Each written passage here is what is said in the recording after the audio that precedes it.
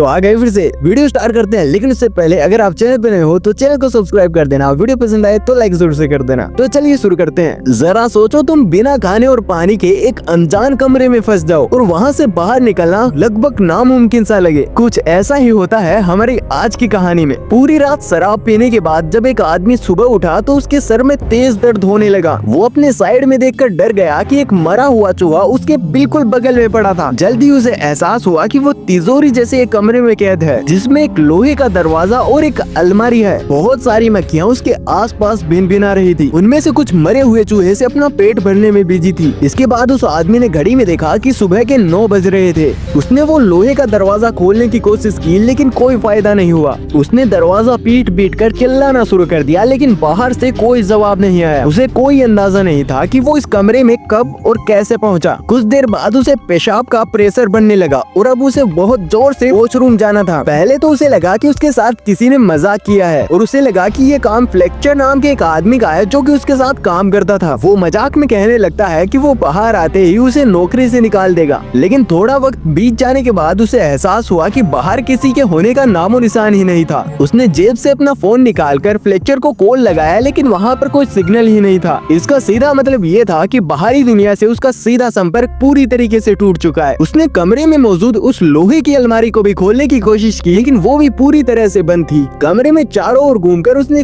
छिपे हुए कैमरे भी ढूंढने चाहे लेकिन वहाँ ऐसा कुछ नहीं था। अब उसे कुछ समझ नहीं आ रहा था और धीरे धीरे उसका चिड़चिड़ापन गुस्से में बदलता जा रहा था। उसने जोर जोर से अपने कलीग पर चिल्लाना शुरू कर दिया। उसने गुस्से में अपनी बेल्ट निकाली और लोहे के दरवाजे को पीटना शुरू कर दिया। कुछ देर बाद वो थक कर रुक गया क्योंकि उसने पिछले एक दिन से कुछ खाया भी नहीं था और उसने चिल्लाकर कहा कि अगर उसे बाहर नहीं निकाला गया तो वो सबको पुलिस के हवाले कर देगा। लेकिन बाहर से कोई जवाब नहीं आया और अब पूरा एक दिन बीत चुका था। और जब उसने नींद से उठकर अपना फोन चेक किया लेकिन फोन भी उसके हाथ से नीचे गिरकर टूट गया और यहाँ ना तो खाना था और ना ही पानी। इसलिए जिंदा रहने के लिए उसे कुछ तो करना ही था और उसने अपना जूता उतारा और मजबूरी में उसी में पेशाब करके पी गया। अकेलेपन और भूख की वजह से अब वो पागल सा होता जा रहा था। फिर अचानक उसे ऊपर लगी ट्यूबलाइट ने एक चाबी दिखाई दी और उसने तुरंत ट्यूबलाइट को तोड़ दिया और वो चाबी बाहर निकाल ली और उस चाबी से वो लोहे की अलमारी खुल गई और उसके अंदर उसे प्योर ऑक्सीजन के 2 कैन और छेनी हथौड़ी जैसे कुछ औजार मिले और उसने छेनी हथौड़ी से वो लोहे का दरवाजा तोड़ने की कोशिश की लेकिन दरवाजे पर एक खरोंच तक नहीं आई और वो वेल्डिंग मशीन से दरवाजे को जलाने की कोशिश करने लगा लेकिन उसे उसका इस्तेमाल नहीं करना आता था। वेल्डिंग मशीन की आग देखकर उसे एक आइडिया आया। उसने वेल्डिंग मशीन की आग से फायर अलार्म को निशाना बनाने की कोशिश की जिससे उसे थोड़ा पानी तो नसीब हो जाए, लेकिन बदकिस्मती से वो अलार्म नकली निकला और उसने छेनी हथौड़ी से उस दरवाजे को तोड़ने का प्लान बनाया लेकिन वो दरवाजा इतना मजबूत था कि उसे दया भी ना तोड़ पाए। भूख और प्यास की वजह से वो डिप्रेशन में जाने लगा। उसने अपना गुस्सा निकालने के लिए उस लोहे की अलमारी को जोर जोर से पीटना शुरू कर दिया। कुछ देर बाद वो एकदम से शांत होकर बैठ गया लेकिन फिर उसे एक दीवार में छेद दिखाई दिया। फिर वो छेनी हथौड़ी लेकर दीवार को वहाँ से तोड़ने लगा। वो कमरे में सुरंग बनाकर वहाँ से बाहर निकलना चाहता था और धीरे धीरे कमरे में ऑक्सीजन का स्तर कम हो रहा था, इसलिए उसने प्योर ऑक्सीजन ले ली और उसके शरीर में ऑक्सीजन की मात्रा बढ़ जाने से उसे चक्कर आने लगे। उसने ऑक्सीजन पंप को बंद किया। अभी उसकी नजर उस मरे हुए चूहे के आसपास कुछ कीड़ों पर पड़ी। जिंदा रहने के लिए उसे मजबूरी में वो कीड़े मकोड़े भी खाने पड़े। पेट पूजा के बाद उसने काम वापस से शुरू कर दिया और बड़ी मशक्कत के बाद ने उस छेद को बहुत बड़ा कर दिया जिससे दीवार के अंदर मौजूद लोहे के सरिये दिखाई देने लगे। उसने वेल्डिंग गन की मदद से वो सरिये काटे और दीवार को तोड़ना जारी रखा। कुछ ही देर में वहाँ से रोशनी आने लगी और उसे देखकर वो खुशी से झूम उठा और अब छेद इतना बड़ा हो चुका था कि वो उससे बाहर निकल जाए। लेकिन जैसे ही वो दीवार के उस पार गए उसके पैरों तले से जमीन खिसक गई क्योंकि वो बाहर की दुनिया में नहीं बल्कि वैसे ही एक और कमरे में आ चुका। उसकी सारी मेहनत खराब हो गई। वो पागलों की तरह लोहे का दरवाजा पीटने लगा। थोड़ी देर बाद शांत होकर उसने इधर उधर नजर दौड़ाई तो कमरे के कोने में एक लाल रंग का ताबूत रखा था। उसने ध्यान से ताबूत का ढक्कन हटाया। उस ताबूत के अंदर वो प्यारी सी लड़की को देखकर हैरान हो गया। वो मरी हुई तो नहीं लग रही थी लेकिन शायद वो गहरी नींद में सो रही होगी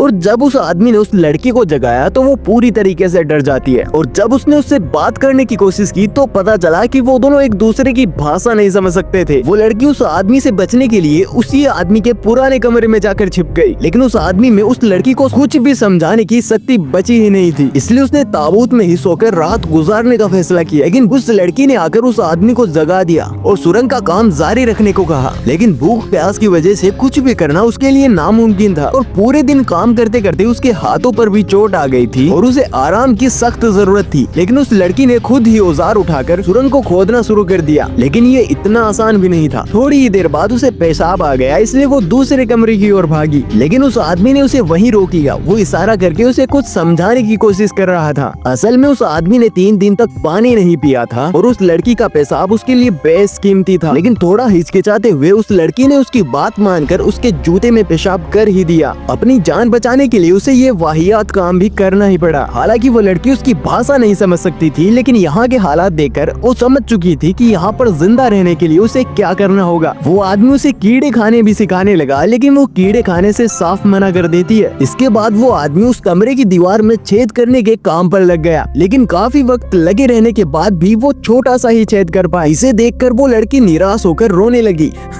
ये दीवार टूटती क्यों नहीं है? टूटेगी कैसे, अंबुजा सीमेंट से जो बनी है। फिर उस आदमी ने एक गाना गाकर उसे शांत किया और वो लड़की भी उसके साथ गाना गाने लगी। लेकिन तभी हथौड़ा उस आदमी के हाथ पर लग गया। लड़की ने तुरंत अपना सर का कपड़ा हटाकर उस आदमी के हाथ पर बांध दिया। देखते ही देखते उन दोनों में दोस्ती हो गई और दोनों इकट्ठे खोदने का काम शुरू करते हैं। फिर अचानक लोहे के दरवाजे का ताला अपने आप घूमने लगा। दोनों भागकर उसके पास गए, लेकिन ताला फिर से पहले वाली जगह पर ही आ गया। थोड़ी देर कोशिश करने के बाद उन्हें समझ आ गया कि जब तक वो दरवाजे की ओर पीट कर रहेंगे तब तक दरवाजा खुलता रहेगा। फिर वो धीरे धीरे पीट करके दरवाजे की ओर बढ़े और आखिरकार इस तरकीब से दरवाजा खुल भी गया। फिर वो दोनों तीसरे कमरे में पहुंच गए, लेकिन बदकिस्मती से वो कमरा भी बिल्कुल दोनों कमरों के जैसा ही था। जहाँ एक खाली कब्र रखी हुई थी, पहले जैसा ही एक लोहे का दरवाजा भी था। लड़की ने समझदारी दिखाई और जल्दी से पिछले कमरे से सारे औजार उठा कर ले आए। उन्होंने इस दरवाजे को भी पहले दरवाजे की तरह खोलने की कोशिश की, लेकिन वो जो भी करते पर दरवाजा बंद ही रहता और अब उनके पास कब्र खोदकर सुरंग बनाने के अलावा और कोई रास्ता नहीं बचा था। और अब उस आदमी के शरीर में बिल्कुल ताकत नहीं बची थी और वो चक्कर खाकर नीचे गिर पड़ा। लड़की अब भी ठीक थी क्योंकि उसने इतना काम नहीं किया था। आदमी को बुखार आना शुरू हो गया, लेकिन तभी उस आदमी को उन्हें कैद करने वाले की असली इच्छा का पता चला। अभी आदमी ने लड़की से कहा कि उन्हें कैद करने वाला उन दोनों को एक दूसरे का कत्ल करते हुए देखना चाहता, इसलिए उन्हें अगर बाहर निकलना है तो उन दोनों में से एक को मरना होगा और उस कमरे में रखी कब्र ही उनमें से किसी एक की मंजिल है। और सारी मुसीबत खत्म करने के लिए उस आदमी ने उस लड़की का खून करने का सोचा, लेकिन वो ऐसा कर नहीं पाया। उसकी जिंदा रहने की सारी उम्मीद और इच्छा अब खत्म हो चुकी थी, इसलिए उसने खुद को ही कब्र में लेटा लिया और मौत का इंतजार करने लगा। लड़की ने उसे थप्पड़ और गुस्से मारकर जगाए रखने की कोशिश की, हालांकि आदमी में कोई हलचल नहीं हुई और उसने आदमी को कब्र से बाहर निकाला और उसे जमीन पर लेटाकर सुलाने लगी। और अब वो भी इन सबसे तंग आने लगी थी, इसलिए वो दरवाजे पर जाकर चिल्लाने लगती है, लेकिन बाहर से चूं तक की आवाज नहीं आई और अब उसे भी कोई रास्ता नहीं दिख रहा था। फिर उस लड़की ने अपने आंसुओं से उस आदमी की प्यास बुझाई। अगर वो मर गया तो वो भी ज्यादा देर तक बच नहीं पाएगी। तो कुछ देर बाद उसने अपने कपड़े उतारने शुरू कर दिए। बेहोशी की हालत में भी वो आदमी समझ गया कि वो क्या कर रही है। लड़की के छूने से वो भी हल्का हल्का जागता रहा। लड़की ने कैसे तैसे करके उसे पूरी रात जगाए रखा। थोड़ी देर बाद दोनों थक कर सो गए और जब लड़के की आंख खुली तो उसने देखा कि लड़की उसी के पास सो रही थी। फिर वो रेंगते हुए ताबूत तक गया और ताबूत से कपड़ा निकालकर उसने लड़की को उड़ा दिया। इसके बाद वो कमजोरी से एक बार फिर से बेहोश हो गया। अगले ही पल उन्हें ताले के घूमने की आवाज सुनाई दी। दोनों तुरंत उठ गए और पिछली बार की तरह इस बार भी उन्होंने दरवाजे की तरफ पीट करके